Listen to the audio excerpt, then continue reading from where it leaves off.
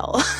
I'm back. It was a lovely weekend. It was just, it's like 4 o'clock right now. Just made it home in time to not catch an ounce of the Eagles game, which we won, thank God, because it's the Raiders. It snowed. I had a lovely time visiting my family, and I did just hit a PR walking from Penn Station, specifically Moynihan Train Hall, to the N at 34th in 7 minutes. So I think I took out a few tourists. It's time to watch the video of the day, everybody. You guys have been absolutely bullying me in my DMs for this leg day. So here's a leg day is someone that's training for an ultramarathon post-injury, but also looking to maintain / build a little bit of muscle mass on her legs. Starting off with hip thrust, I do 4 sets of hip thrust and I superset them with planks. More for the mental gains than anything because I really hate doing this. There was a bit of a confidence boost to start my workout with something I hate. Then I superset regular RDLs at a heavier weight with single leg RDLs, which has helped improve my balance so much considering I literally couldn't even do 2 kg on the injured leg a few weeks ago. Then I do reverse lunges with a knee drive. This again is to try and help improve my balance. And then by this point, I'm losing the will to live. Single leg extensions. Trying to go to absolute failure on the last 2 sets, with each set being supersetted with goblet squats. I only managed to get like 8 to 10 of these before I end up collapsing. Lastly, we go on to some single leg calf raises. Supersetted with some tib raises against the wall. And if I'm feeling cheeky, I'll finish off with a little bit of core work to help prevent any back pain as a runner. Also help with my balance because we all know I'm horrendous at that. You guys enjoy! Let's go through this leg day workout. First and foremost, I want to say that runners should be strength training. And I'm not talking about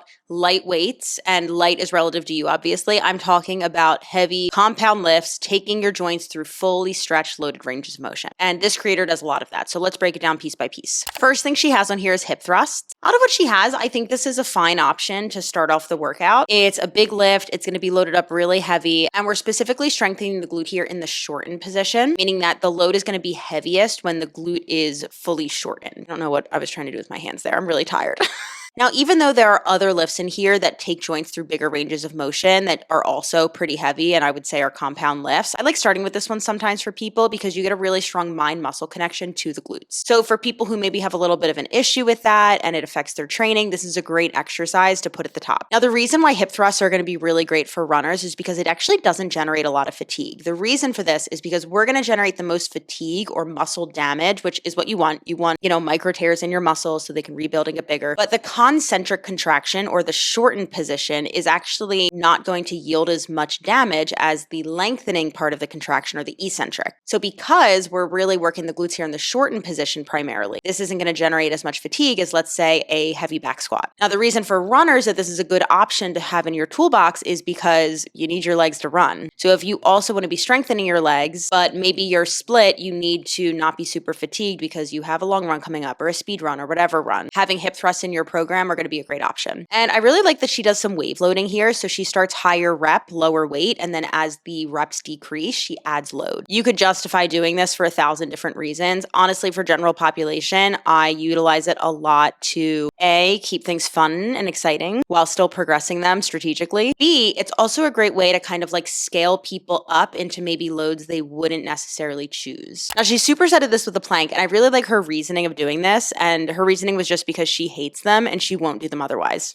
Great. If that's the best time that you're going to do planks and you find that you really want to work on planks, superset it with something that you love. I think that's great. Okay, the next exercise is an RDL. I absolutely love this rep range of 8 to 10. That's going to be like right in the middle of our hypertrophy range. Why can't I say hypertrophy? That's going to be right in the middle of our hypertrophy range. So we're going to get some really nice muscle growth there for the hamstrings, which are going to be really important for runners. And the glutes. You're also getting glutes, but also a lot of hamstring. The only thing I will say here, and this isn't a diss on her, I'm just like making a comment. Oh my God, this is going to take forever. Grip is definitely going to be a limiting factor. So I would recommend investing in some straps, or I feel like I've shown you, I have these little grips. They're in the other room. I don't want to get up. It's literally just pieces cut up of a mat and I hold on to those as I'm holding onto the bar. But that's just going to really help so that you can load your legs properly without having your grip being the limiting factor. Now, she does superset this with a single leg deadlift, which is where we're starting to go astray. So this personally, like this superset even by itself, this would destroy my legs for days. And we're doing 12 to 15 reps, which is really high. So now we're getting more into the strength endurance realm. As a runner, you don't necessarily need to be training more of that muscular endurance and strength endurance because you're actually getting a lot of that done, especially for the lower body with your runs, assuming that you're an endurance runner or a distance runner. So exercises like this are really just going to generate a lot of fatigue without a lot of purpose. Again, specifically thinking of this as a leg day day specifically designed to help make your runs better and stronger and prevent injury. I'm not saying that you cannot do single leg deadlifts in that 12 to 15 rep range. I'm just saying it's going to generate a lot of fatigue and you're probably going to be down for the count for your runs. So personally, I actually would not superset the RDL with anything. I would just focus on using my energy there and really loading that guy up to get the most bang for my buck. Next exercise is a reverse lunge with a knee drive. I think this is a standalone because she didn't say anything about a superset. And that's great because then you can just, again, really focus on loading this bad boy up. Personally, think the knee drive is fine, but kind of unnecessary, especially with her reasoning behind it, which is increasing her stability or her single leg stability. A reverse lunge is already a single leg exercise. You're going to get plenty of work on your stability and balance and recruit a lot of those stabilizing muscles. If you did want to pair this with something, like thinking of this as like a balance and stability superset, Copenhagen plank, a starfish dip plank, you could even work on like some deep tier split stance leaps. Each of these things complement it really well, kind of slightly for different reasons. The Copenhagen plank is going to generate a little bit more fatigue on the inner thighs. That starfish dip plank is going to be more for like the glute med, a little bit of oblique in there too. And the split stance leaps are going to be a little bit more about decreasing your inhibition in that fully stretched range of motion in the reverse lunge. So especially if you're somebody who finds like you can't tap your knee to the floor in a reverse lunge, you just don't have that full range of motion, pairing it with something like that is going to be really helpful just to like get your nervous system be like, this is safe. Obviously,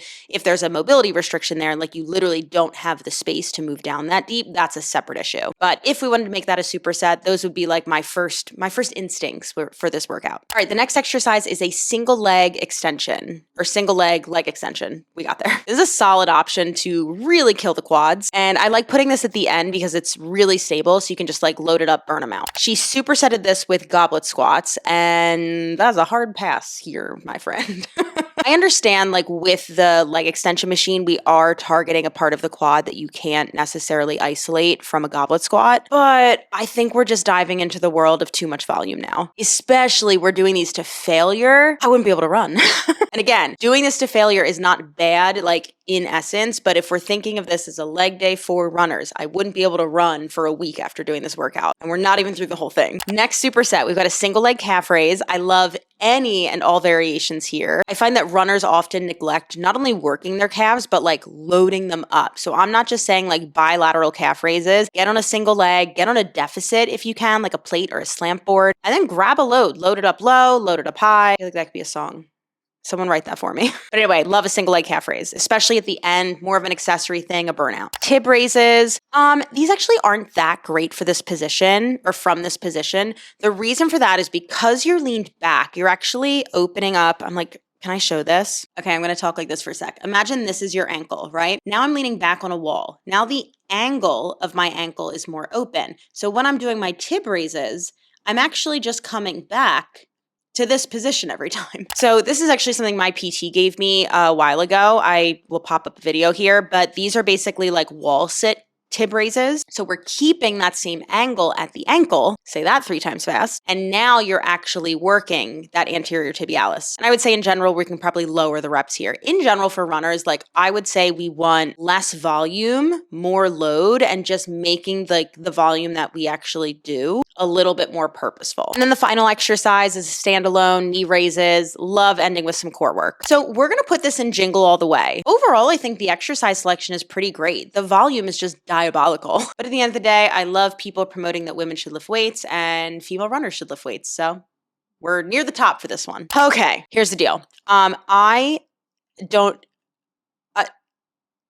shocked I got thoughts out. I really am. I haven't been sleeping well. I didn't sleep well at my parents' place. I haven't been sleeping well this week. I think VLOGMAS is finally catching up with me, guys. And I don't need to hear comments like, you know, you overworked yourself or like, you can stop here. Like, no, I'm finishing it. Like, I'm fine. I'm absolutely fine. I'm just sleepy. Luckily, the week of Christmas and the week of New Year's, I'm out. I took off work. I blocked out for 2 weeks. I'm not going anywhere. I'm staying here. I'm recovering from all of this. I'm planning for the new year. So here's what we're going to do. I'm going to get my space settled. Kevin's not home. I actually saw him on the walk home from the subway. I was like struggling with my suitcase because it's like a sheet of ice out there. And I look up and he's like across the street. He's like, I walked in the door at that fireplace that you saw from like the last clip before we started chatting. I walked in, he had that queued up for me.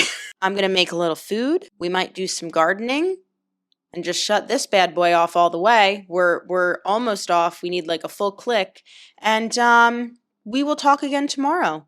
We have a long work week, last one of the year. You got it, everybody.